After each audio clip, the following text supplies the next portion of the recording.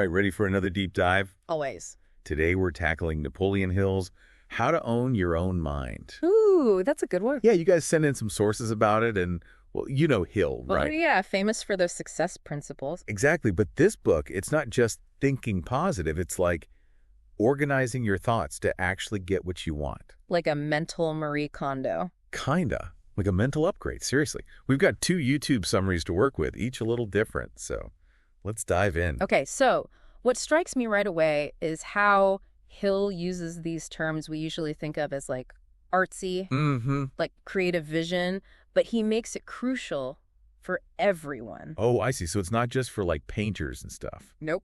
Even got Andrew Carnegie, the big industrialist, to back him up on that. So what is creative vision then? Not the artsy kind. It's this combo. Yeah. You spot opportunities, and do you act on them? Actionable. I like it. That's what our listeners are all about. Exactly. It's not just daydreaming, it's doing. So where does imagination fit in? That's where it gets juicy. Hill splits it into 2 types. Hit me with it. Synthetic, where you're basically remixing existing ideas. Oh, like Edison and the light bulb. You got it. How? He didn't invent electricity, but combined it with, what was it, charcoal? To make bulbs last longer. Boom. Synthetic imagination in action. Now, for our listeners out there, think about yourselves. Are you more the remixing type? Or are you conjuring something totally new? That's the other kind, right? Right. Creative imagination. Figuring that out can help you see opportunities you're missing right now. Love that. So to boost this creative vision, any tips from Hill? 5 principles he lays out. Number 1, definiteness of purpose. Gotta know what you want. Crystal clear. Goal-oriented. Yeah, we hear that a lot. And Hill even says being motivated by money, wanting that security, that's totally legit. No shame in the financial security game. What else? Principle 2, the mastermind principle. It's all about group brainstorming, bouncing ideas off each other towards a shared goal. Collaboration. I dig it. Sometimes just talking it out sparks something amazing. That it does. Which leads us to principle 3, going the extra mile. Hill was big on passion-fueling imagination. So it's not just about the hustle. It's got to be something you actually care about. Right. Like think of Anna. She's all about animal rescue. Oh, I know Anna. It's that love for animals that drives her to keep finding new ways to help them. Passion project for sure. Yeah. Okay, last 2 principles. We've got applied faith. Hill says believing in something, whatever it is for you, helps your imagination flow. Makes sense that belief can push you forward. And lastly, organized individual endeavor. Back to Edison, that light bulb wasn't a fluke. It was focused effort, step by step. So dreams are great, but you got to have the plan and the work ethic. All right, ready to shift gears a bit. Lead the way. Let's talk about how we think the process itself. Hill calls it organized thought. Most of us, we don't even examine that. True. It's like we're on autopilot. Thoughts just happen. And Hill's huge RE on self-awareness for success, right? So he points out 2 ways we reason, inductive and deductive. Okay, break it down for us. Inductive is like you see a cloudy sky, you grab an umbrella. It's making the likely conclusion based on what you observe. Gotcha. So deductive is more like knowing a bachelor means unmarried man. It's coming from established facts. You got it. But here's the kicker, and both videos we watched emphasize this. Uh-oh. Sounds important. Hill warns against just accepting opinions blindly. They're often biased, missing info, you gotta dig deeper. Ooh, that's so relevant today. Everyone's got an opinion online. Right, like Renee, she's got strong opinions, but she always makes sure they're based on facts, research, and all that. Respect. Or like Diana, she analyzes everything before deciding, doesn't jump on bandwagons. And Brandon, he's all about fact-checking those news sources. No falling for fake news. Those are great examples, especially for our learner types out there. Critical thinking is key, right? Couldn't agree more. This all ties into controlled habits. Hill's big thing is organized thinking leads to controlling your habits. Connection there, I see it. But how do we actually do that? He has this analogy, the mind's like a camera. Unfocused, it takes in everything, just useless clutter. But a controlled habit, it's like the zoom lens. Bringing your goals into focus, I like it. Yeah. So, practically speaking, what helps us zoom in? It starts with definiteness of purpose. That's back again. You can want to be fit all you want. But if you're still snacking on junk food. Exactly. Desire without action is just a wish. Gotta walk the walk. So willpower is a big part of this then. Huge. Making that conscious effort to change, and then repetition. both physically and mentally. So not just hitting the gym, but also training the mind. You got it. Hill talks about this guy, Emile Coué, who was all about affirmation. Oh yeah, that every day and every way thing. That's the one. Might sound cheesy, but it ties into neuroplasticity, the brain actually changing based on what we feed it. Rewiring for success. Interesting. Any real-life examples of this working? Think of Penelope. She finally opened her bakery after years of dreaming about it. Penelope's Pastries. I love that place. She had that clear purpose, made to-do lists. A&D used affirmations to keep her spirits up. Action, A&D, mindset, powerful combo. And you know what else this ties into? The law of attraction. What you focus on mentally, you tend to attract more of. Ooh, manifestation. That's a whole other deep dive. We can do that one next, but for now, think about this. Are you letting your mental camera run wild? Or are you focusing on what truly matters? Hill would say that's step one. Absolutely. But there's more, much more, ready to keep exploring. Hit me with the next mind-blowing concept. Yeah. What else does Hill have up his sleeve? All right, so we've covered creative vision, getting those thoughts organized, but Hill doesn't stop there. There's more. Color me intrigued. He goes into controlled attention, calls it absolutely essential. Ooh, I like the sound of that already. Especially these days, so many distractions, right? It's like a superpower almost, being able to focus on what matters. No kidding. He calls it mental dynamite for a reason, huh? Both those YouTube videos really highlighted that, like, this is the skill for cutting through the noise and actually achieving your goals. So how do we harness that power? Where do we even begin? Hill lays out 5 key factors. First up, our old friend, definiteness of purpose. You gotta know your target. Makes sense. Can't hit a bullseye if you don't know where it is. What's next? Self-discipline.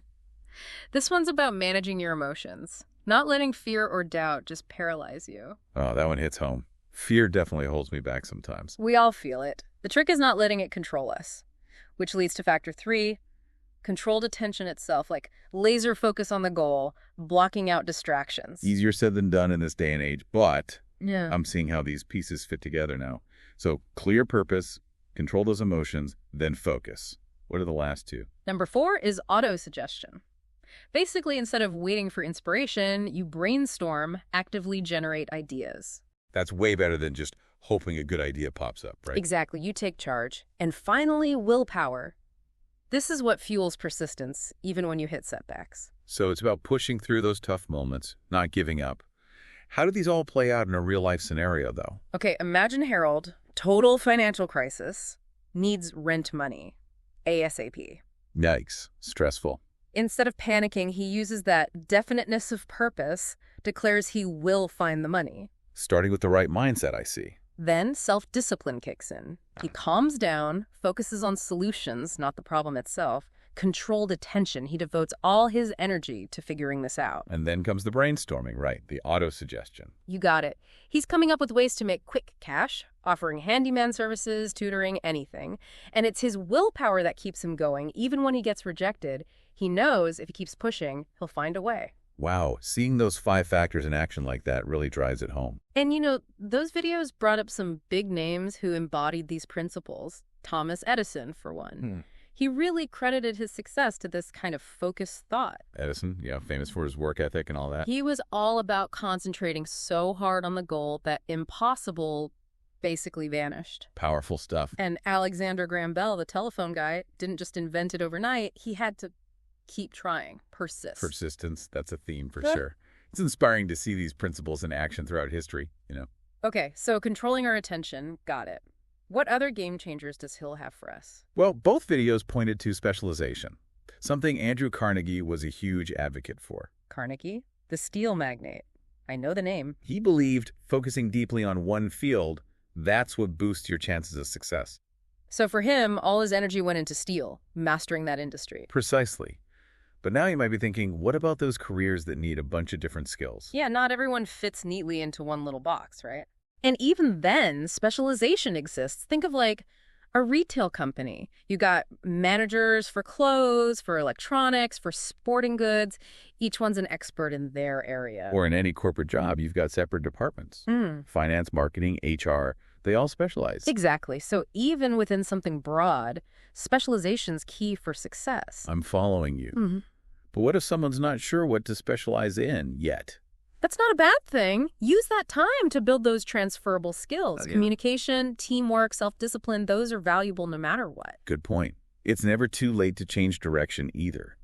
Like Claire, she studied communications but realized she was meant to be a doctor. And I bet those communication skills make her an even better doctor now. Exactly. It's about finding where your talents and passions meet. And even if you haven't found your niche yet, you're still gaining experience honing those skills. This is giving you a lot to think about. Creative vision, organized thought, controlled attention, now specialization. Is there anything else from these videos we should touch on? Well, both of them delved into something Hill emphasizes: the power of the subconscious mind. He was convinced it's always absorbing info, shaping our thoughts and actions. Ooh, that's a little spooky, but also fascinating. So, how do we tap into that, make it work for us? So the subconscious mind, right? It's powerful, but kind of mysterious. How do we actually, work with it? Well, Hill had some practical ideas. Visualization was a big one for him. Picturing your goals like they've already happened repeatedly. Oh, interesting. Almost like tricking your brain into believing it's real. Kinda. It's like you're giving your subconscious a blueprint to work with. And affirmations play a part too, saying those positive statements over and over. So more than just wishful thinking, it's directed energy. Exactly. Which connects to another thing Hill talks about, the power of suggestion. We're constantly getting suggestions from our environment, people around us, even our own thoughts. That's kind of scary when you think about it. If we're not careful, we could be absorbing stuff that's holding us back. Right. Which is why Hill brings up the 6 ghosts of fear, these common fears that he saw holding people back from success. 6 ghosts of fear. Okay, I'm listening. Fear of poverty, of criticism, of getting sick, of losing love, of getting old, and of death. Heavy stuff. Wow, yeah, those are some deep-seated fears for sure. How do you even begin to deal with that? Hill thought understanding them was the first step, and then using those tools we talked about, affirmations, visualization, to kind of replace those fears with positive beliefs. So it's a conscious choice to focus on what you want, not what you're scared of. Exactly. And one tool he gives for that is the definite chief aim. Basically, figure out your ultimate life goal and make a detailed plan to get there. That makes sense. Having that clear purpose helps you stay on track, even when those fears pop up. It's like a roadmap. And Hill wouldn't want you just sitting there with a plan. He was all about action. Knowledge without action is useless, he'd say. Got to put in the work, I hear ya. And that's where that mastermind principle comes in handy again.